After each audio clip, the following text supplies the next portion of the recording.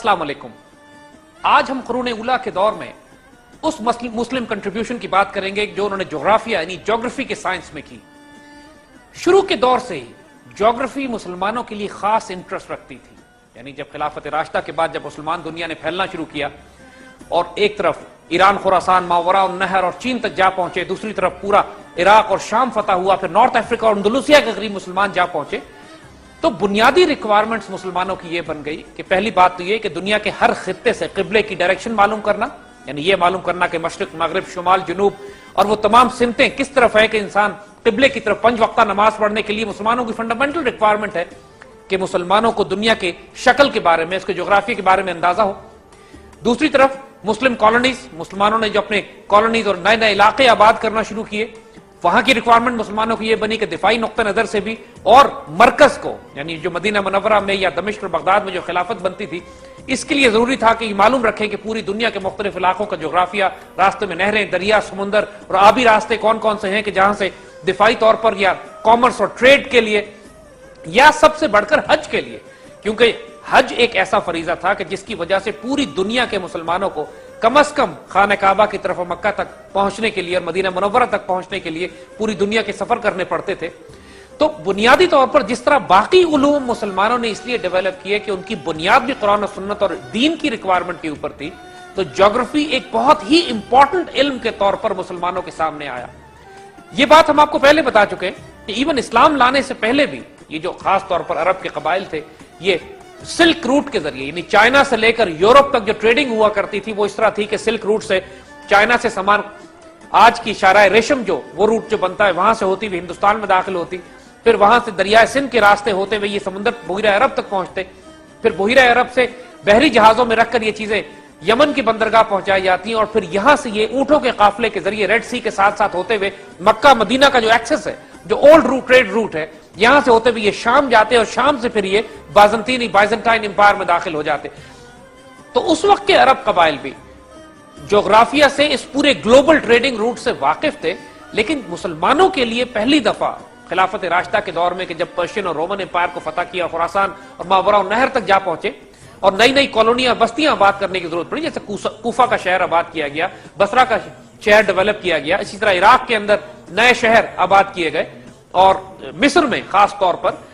तो ये रिक्वायरमेंट बनती चली गई मुसलमानों की कि ज्योग्राफी को एज डेवलप्ड साइंस तैयार करें। और आने वाले वक्तों में फिर दुनिया ने हैरानकुन तौर पर यह देखा कि मुसलमानों ने कितने सोफिस्टिकेटेड नक्शे तैयार किए, ज्योग्राफिया को समझा, दुनिया की लैंडस्केप, माइंस, मिनरल्स, रॉक्स, उनकी फॉर्मेशन, दरियाओं और समुद्रों की, जमीनों की मुख्तलिफ किस्म की साख्त,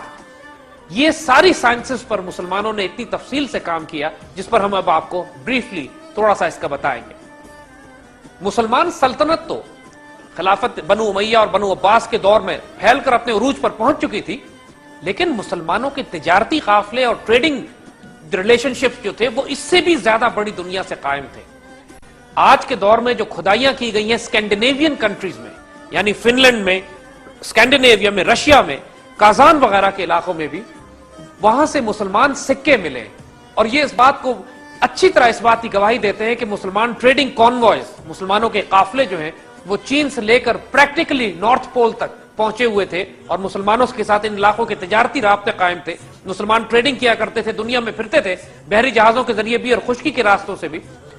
तकरीबन 11वीं सदी में, यानी अजीब और गरीब रिकॉर्डेड बात है कि 11वीं सदी में बगदाद में एक नक्शा बनाया गया जिसमें जापान दिखाया गया था। यानी उस वक्त तक मुसलमान और इस्लाम जापान पहुंचा भी नहीं था, लेकिन जापान को एक नक्शे में दिखाना ये एक हैरत अंगेज बात लगती है। और बगदाद में बनाया हुआ ये नक्शा, मुसलमान दुनिया अच्छी तरह वाकिफ थी कि दुनिया के आखिरी कोने पर राइजिंग सन का इलाका जो है, जहां से सूरज जिस जगह से तुलू होता है, वहां पर एक जजीरा जापान के नाम से भी मौजूद है, जो मुसलमान चूंकि इंडोनेशिया तक, मलेशिया तक, ये ब्रुनाई और ये सारे इलाके जो मुसलमान थे, जो मुसलमान हुए थे मुसलमान तिजारती काफिलों की वजह से। और कोई बैद नहीं है, जिस तरह हम अर्ज कर रहे हैं कि बगदाद में मुसलमानों ने नक्शे बना दिए थे कि यहां से आगे फिर स्ट्रेच करके मुसलमान जापान और फार ईस्ट के इलाकों में भी जाके तिजारत किया करते थे। और जापान से लेकर स्कैंडिनेविया तक मुसलमान सिक्के जो आज मिल रहे हैं वो इस बात का सबूत है कि मुसलमानों की प्रेजेंस उन इलाकों में मौजूद थी और मुसलमान वहां की ज्योग्राफी से अच्छी तरह वाकिफ हुआ करते थे। ज्योग्राफिया में भी जब भी हम बात करेंगे तो फिर ख्वारज़मी का नाम यहां पर आएगा। ये हैरत अंगेज साइंसदान, एक हैरत अंगेज जीनियस, جس نے دنیا کی کوئی شاخ ایسی نہیں ہے جس میں کمال کر کے قلم ہی نہ توڑ دیا، حد کر دی انہوں نے، یعنی لمٹ کراس ہے لٹرلی اس علم کی اور خزانے جو اس وجود سے ابلتے رہتے تھے، اور انسان کی عقل حیران ہوتی ہے کہ کس کس شعبے میں اس جینیس نے کام کیا۔ آج روس کے سٹیمپ پر اس کی تصویر بنی ہوئی ہے، وہ ایکنالج کر رہے ہیں روسی بھی کہ واقعی یہ ایک جینیس تھا جس نے دنیا کی کوئی شاخ ایسی نہیں ہے علوم و فنون کی جس میں حیرت انگیز کام نہ کیا ہوں۔ الخوارزمی نے ایک مشہور کتاب لکھی جس کا نام ہے کتاب سورۃ الارض، یعنی دنیا کی تصویر، اور اس کے اندر انہوں نے پوری دنیا کے نقشے بنائے، دنیا کی تصویر کھینچی، اور جیوگرافی پہ اتنا کمپریہنسو کام کیا کہ جو اس سے پہلے کبھی نہیں کیا گیا تھا۔ اس سے پہلے عیسیٰ علیہ السلام کے زمانے سے بھی خاصا پہلے پٹولمی کے کچھ نقشے اس نے بنائے تھے، جو کہ ایک گریک جیوگرافر تھا، لیکن اس نے گراس اوور ایسٹیمیشن کی، شدید غلطیاں کی تھی۔ خوارزمی نے میڈیٹرینین سی کی باقاعدہ پیمائش کی، اور پٹولمی نے جو غلطیاں کی تھی ان کو درست کیا، اور کینیری آئلینڈ سے لے کر مغرب میں جو ایسٹرن شورز آف میڈیٹرینین ہے، پریکٹیکلی افریقہ کے قریب تک، اس تمام فاصلے کی صحیح معنوں میں پیمائش کر کے یہ بات اچھی طرح ثابت کی کہ میڈیٹرینین سی کی لمبائی چوڑائی کتنی ہے۔ اسی طرح الخوارزمی نے اٹلانٹک اور انڈین اوشنز کو ڈیزائن کیا، ان کو بنایا، ڈرا کیا، اور یہ دکھایا کہ یہ اوپن باڈیز آف واٹر ہیں، لینڈ، اور یہ لینڈ لاکڈ سیز نہیں ہے، جس طرح پٹولمی کا نقشہ یہ کہتا تھا کہ یہ اٹلانٹک اور انڈین اوشن جو ہے ان کے چاروں طرف خشکی ہے، جبکہ خوارزمی نے جو نقشے ڈرا کیے اس میں اچھی طرح دکھایا کہ یہ نقشے جو ہیں پٹولمی کے غلط ہیں، اور یہ اوشنز کھلے ہوئے ہیں اور یہ چاروں طرف سے خشکی سے گھرے ہوئے نہیں ہیں۔ اگر آپ سمجھیے کہ یہ باتیں جو صرف سیٹلائٹ سے تصویر کھینچ کے ہی معلوم کی جا سکتی ہے کہ اتنے بڑے بڑے سمندروں کی جغرافیائی حیثیت کیا ہے اور کیا زمین ان کو کس حد تک گھیرے ہوئے، اس وقت خوارزمی نے کون سے علم کو استعمال کرتے ہوئے ان گلوبل میپس کو، اوشنز کو ڈیزائن کیا؟ ٹو بی آنےسٹ آج ہماری عقل اس کو سمجھنے سے ہی قاصر ہے، لیکن حقیقت یہ ہے کہ ان کی کتابوں میں چونکہ یہ بنے ہوئے، لہٰذا ہمارے پاس کوئی چارہ نہیں ہے کہ ہم اس بات کو تسلیم کریں کہ وہ ایک حیرت انگیز جینیس تھا جو شاید کوئی روحانی طاقتوں کی مدد سے پوری دنیا پر ایسی طائرانہ نگاہ رکھتا تھا کہ ان کو یہ معلوم تھا کہ دنیا کے سمندروں کی پیمائش کتنی ہے، ان کی میجرمنٹس کیا ہیں، ان کے نقشے کیا ہیں، اور ان کی جیوگرافی کیا بنی ہوئی ہے۔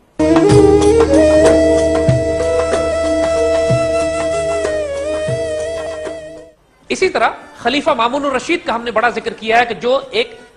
پیٹرن سینٹ تھا لٹرلی سائنس اینڈ ٹیکنالوجی کے لحاظ سے، یعنی وہ ایک سائنس اینڈ ٹیکنالوجی کو جس عروج پر دنیا کو پہنچایا ہے، وہ مامون الرشید نے جو بیت الحکمت تیار کیا، جو کئی سو سال تک بغداد میں سینٹر آف ایکسلنس تھا پوری دنیا کی سائنسز کے لیے، وہاں پر مامون نے خاص طور پر حکم دے کر پوری دنیا کا ایک بہت بڑا نقشہ تیار کروایا، دنیا کا سب سے بڑا نقشہ، ورلڈ میپ، جو اس وقت مامون الرشید کے زمانے میں تیار کیا گیا، جس میں ایک ایک خطے کی اتنی تفصیل اور باریکی کے ساتھ اس کا ذکر کیا گیا کہ جو کئی سو سال تک مسلمانوں کے لیے ایک بینچ مارک کے طور پر کام کرتا رہا۔ اسی طرح بغداد میں پیدا ہونے والے مسعودی، جنہوں نے حیرت انگیز کتاب مروج الذہب لکھی، یعنی میڈوز آف گولڈ، جس میں پوری دنیا میں جو انہوں نے جن جن علاقوں میں انہوں نے سفر کیا اس کی تمام تفصیل، نقشے، سویلائزیشن کی قوموں کے لوگوں کے رسم و رواج، وہ پوری تفاصیل انہوں نے لکھی کہ جو بعد میں ایک ریفرنس گائیڈ ملی آئندہ آنے والے وقتوں کے لیے۔ بغداد میں بیٹھ کر مسعودی نے یہ کام کیا جو کہ ایک واقعی اپنے وقت کے لحاظ سے ایک حیرت انگیز کام تھا۔ اسی طرح 946 عیسوی میں بیت المقدس شریف میں پیدا ہونے والے المقدسی ایک حیرت انگیز کتاب لکھتے ہیں جس کا نام ہے احسن التقاسیم فی معرفت الاقالیم، یعنی the best divisions for knowledge of the regions۔ اس کتاب میں انہوں نے جو سفر کیے اس کی تمام تفصیلات یہ لکھتے ہیں اپنے آس پاس کے علاقوں کی، لیکن سب سے زیادہ حیرت انگیز بات المقدسی کی یہ ہے کہ انہوں نے پہلی دفعہ دنیا میں کلرڈ نقشے بنائے، یعنی ہی میڈ کلرڈ میپس، جس میں مختلف علاقوں کی جیوگرافی کے حساب سے ان کے رنگ مختص کر کے بتایا گیا کہ یہ علاقے کس قسم کے ہیں۔ ایک اور بات جو حیرت انگیز مسلمان کارٹوگرافر یا نقشہ بنانے والوں کی تھی وہ یہ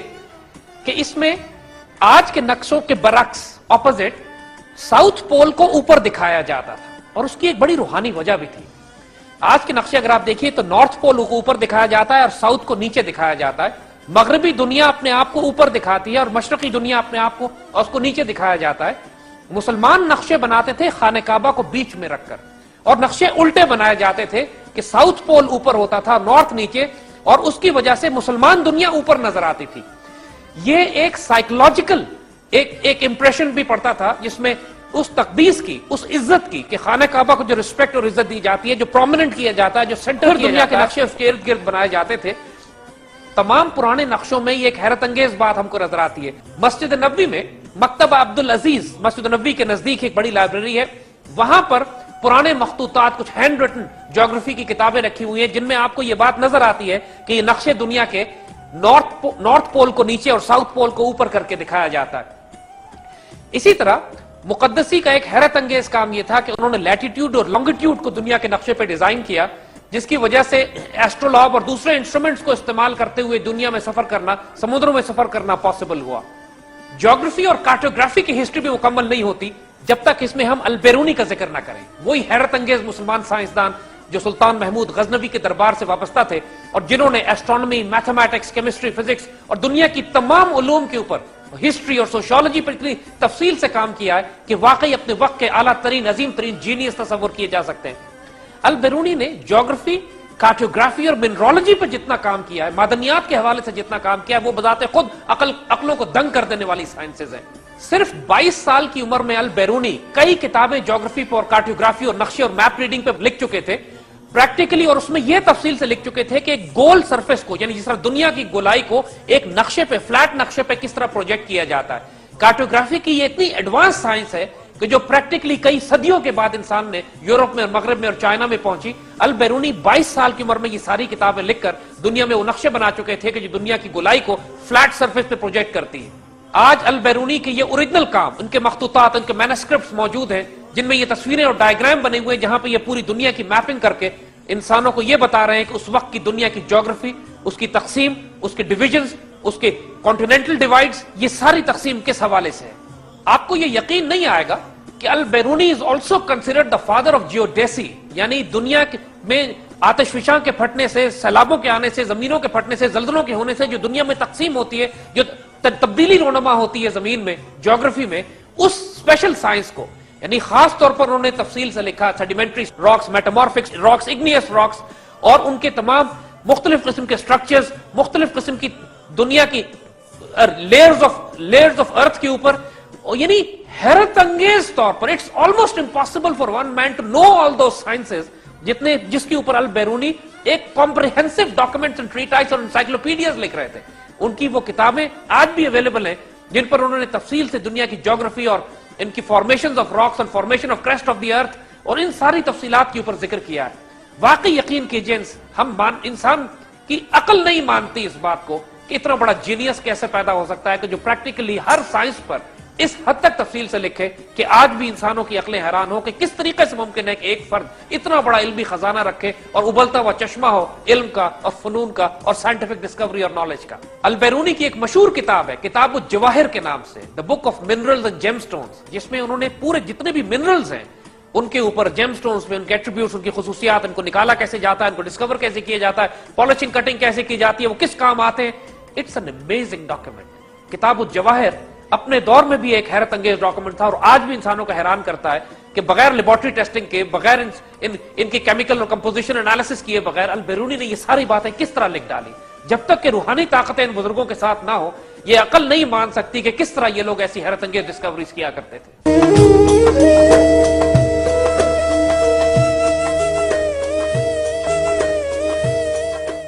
اسی طرح مسلم اندلوسیہ میں 11ویں صدی میں البکری آئے۔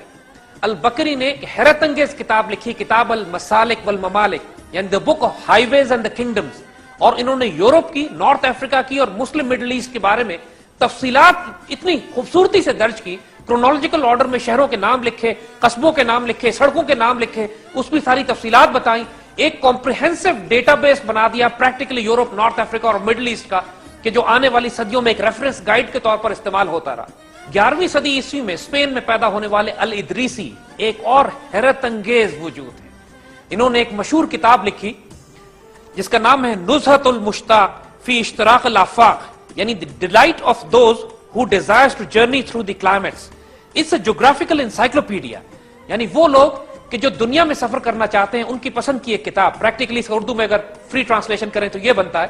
ایک جیوگرافک انسائکلوپیڈیا ہے۔ اس وقت یہ یقین آپ کو نہیں آئے گا لیکن Idrisi was the first man in the world, in the history, کہ جنہوں نے دنیا کا اتنا بڑا نقشہ بنایا کہ جس میں 7 کانٹیننٹس الگ الگ دکھائے،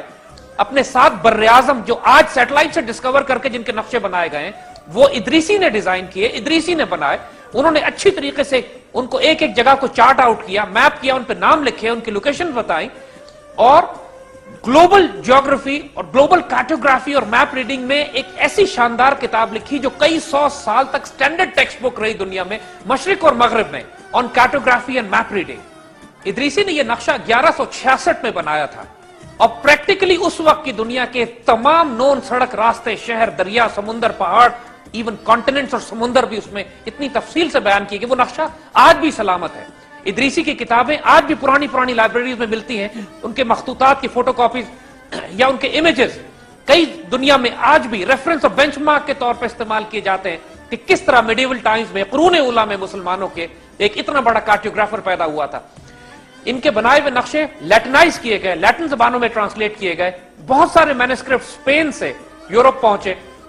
और उसके बाद कई सदियों तक, जिस तरह अबू अली सीना की किताब अल कानून फी तिब was the standard text book for medicine, Idrisi के ये नक्शे और इनकी किताब was the standard text book for geography and cartography in Europe and in east also. Muslim history of geography and travelling और ट्रेवलॉग्स उस वक्त तक मुकम्मल नहीं होता जब तक रोमानवी इब्ने बतूता का जिक्र न किया जाए। इब्ने बतूता मराकश के शहर तंजीर में तकरीबन 1304 में पैदा हुए और आपने उस दौर की दुनिया का तकरीबन 75,000 मील का सफर तय किया और आपका यह कानून यह था कि आप कोशिश यह करते थे कि किसी एक सड़क से 2 दफा दोबारा ना गुजरें। और उस वक्त की पूरी दुनिया प्रैक्टिकली मुस्लिम एम्पायर के जो चाइना से लेकर यूरोप तक फैली हुई थी, इसका आपने सफर किया। नॉर्थ अफ्रीका से चले, पहले हज किया, उसके बाद इंडिया तक पहुंचे। आपका सफरनामा इब्ने बतूता एक तारीख की हैरत अंगेज डॉक्यूमेंट है और इसमें वो सारे मुस्लिम दुनिया के हालात और वाकयात आप बयान करते हैं कि जो उस दौर में जो अमन था, जो सुकून था, जिस तरह मुसलमान ट्रैवल किया करते थे, जिस तरह मुसलमान सिविलाइजेशन और तहजीबों में इंटरैक्शन था आपस में, जिस तरह मुसलमान मशरिक और मगरिब की तहजीबों को समेट कर अपने अंदर उनके बेहतरीन फल और फवायद हासिल किया करते थे, वो सारी तफसीलात इब्ने बतूता ने मार्को पोलो से 50 साल पहले लिखी हैं। इब्ने बतूता के बाद अगर कोई कंटेम्प्रेरी यूरोप से निकला है दुनिया का सफर करने के लिए तो वो मार्को पोलो था।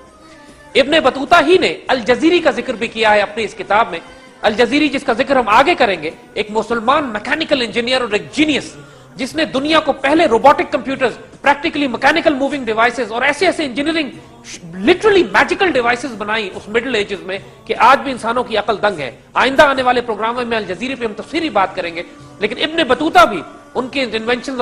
और डिवाइसेस का जिक्र करते हैं अपने सफरनामा इब्ने बतूता में। मौका मिले तो इब्ने बतूता का सफरनामा जरूर पढ़िए। It is original, it is available और एक फैसिनेटिंग रीडिंग अकाउंट बनती है उस वक्त की दुनिया की कि जब कुरून उला में मुसलमान पूरी दुनिया पर हुकूमत भी करते थे और एक अजीम तरीन सिविलाइजेशन भी मुसलमानों ने कायम की।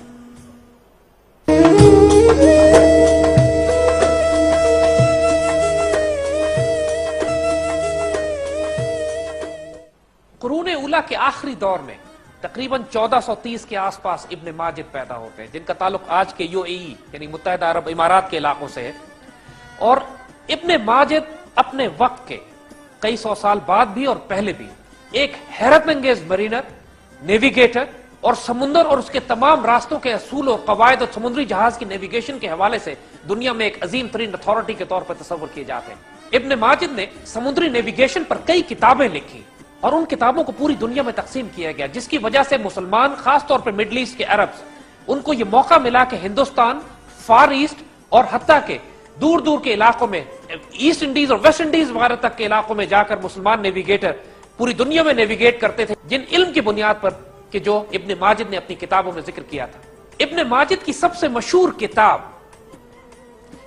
अल फवायद फी उसूल इल्मुल बहर वल कवायद है, यानी book of useful information on the principles and rules of navigation. ये 1490 में आपने ये किताब लिखी। ये नेविगेशन का इंसाइक्लोपीडिया तस्वुर किया जाता है। यानी प्रैक्टिकली इस कुरून उला के आखिरी दौर में जब यूरोप का रेनेसां या रेफॉर्मेशन का पीरियड शुरू हो रहा था, यूरोपियन साइंटिस्ट भी और नेविगेटर्स, ज्योग्राफर्स भी ऐसी किताब लिखने से कासिर थे जो इतना कॉम्प्रिहेंसिव डॉक्यूमेंट था कि उसके बाद पूरी दुनिया में कई 100 साल तक इस किताब को पूरी दुनिया के मेरिडर्स, ट्रैवलर्स और नेविगेटर्स इस्तेमाल करते रहे बहरी उलूम पर दस्तरस के लिए और समुद्र में नेविगेशन करने के लिए। इब्ने माजिद की एक और किताब अल हवियात है जो तकरीबन 1000 से ज्यादा शेरों पे मुश्तमिल एक शायरी है कि जो नेविगेशनल साइंसेस पर एक खजाना तस्वुर किया जाता है। यानी हैरानकुन बात यह है कि इतनी हार्डकोर साइंस को इन्होंने शायरी में बयान किया। इससे इनका अदबी और इल्मी ज़ौक़ पोएट्री में अपनी नेविगेशनल साइंस को कॉम्प्लेक्स प्रोसेसेस को कि जो एक बहरी जहाज और एक नेवल एक कमांडर या बैटलशिप कमांडर या एक मरीनर इस्तेमाल करता है समुद्र में, उन सारी तरकीबात को, उन सारे प्रोसेसेस को, उन सारे रास्तों को, नेविगेशनल टेक्निक्स को ये शायरी में बयान करते हैं और ये पूरी दुनिया में एक अजीब व गरीब हैरत अंगेज डॉक्यूमेंट के तौर पर सामने आता है। इससे पहले या इनके बाद कभी भी किसी ने पोइट्री में नेविगेशनल साइंसेस को इस तरह बयान नहीं किया। आपको ये सुनकर हैरानी होगी कि 1498 में वास्को डी गामा जो पोर्चुगीज था, जो इंडिया तलाश कर रहा था, वो इब्ने माजिद से मिलता है और इब्ने माजिद से रास्ता पूछकर, इनसे हिदायत लेके, इनसे गाइडेंस लेके, इनका शागिर्द बनकर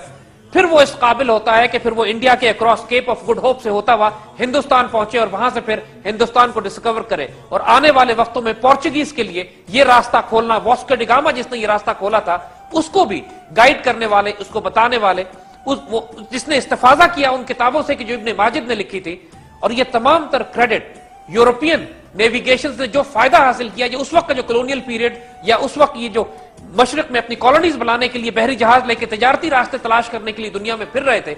उस वक्त उन्होंने तमाम तर इस्तेफाजा मुसलमान किताबों, नेविगेटर्स और मुसलमान मरीनर्स से किया, जिसमें इब्ने माजिद सर फहरिस्त है कि जो इनको हिंदुस्तान का रास्ता दिखाने वाले थे।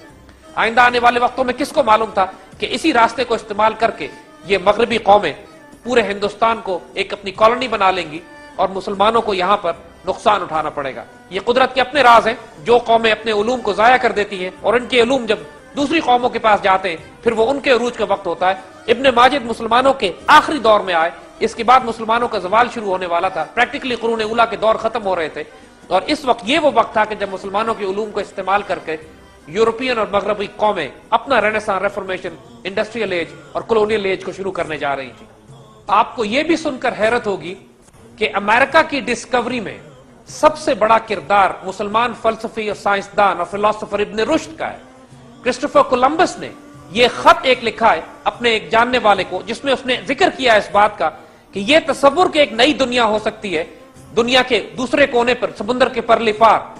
यह तस्वुर क्रिस्टोफर कोलंबस ने इब्ने रुश्द की किताबों को पढ़कर हासिल किया। उसके दिल में यह ख्याल पैदा हुआ कि ये यकीनन जब इतने बड़े मुसलमान साइंसदान और फलसफी और फिलोसोफर ने और मुसलमान दानिश्वर ने इस तस्वुर को दिया है तो बुनियाद किसी हकीकत पर होगी। और हकीकत भी यही था कि इब्ने रुश्द इस बात से वाकिफ थे कि अल्लाह ताला ने दुनिया की जो ज्योग्राफिकल तकसीम की है उसमें एक दुनिया का मशरक में होना, मगरिब में होना बहुत जरूरी है। और क्रिस्टोफर कोलंबस इस बात को बुनियाद बनाकर सफर शुरू करता है और अमेरिका को डिस्कवर करता है। इस बात का हवाला एक मौर्रख ई रेनान अपनी किताब एवरोस एंड एवरिज्म में जिक्र करते हैं। यानी बुनियादी तौर पर यह किताब ही इब्ने रुश्द और इब्ने रुश्द के फलसफे पर है, उसमें इस बात का हवाला दिया गया।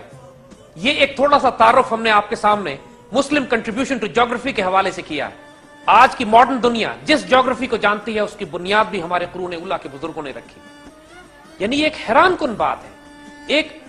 इस कदर एक नाकाबिले यकीन बात लगती है कि हमारे बुजुर्गों ने दुनिया की कोई साइंस ऐसी नहीं छोड़ी थी जिस पर काम करके आखिरी हद तक उसको उरूज पे ना पहुंचा दिया गया हो।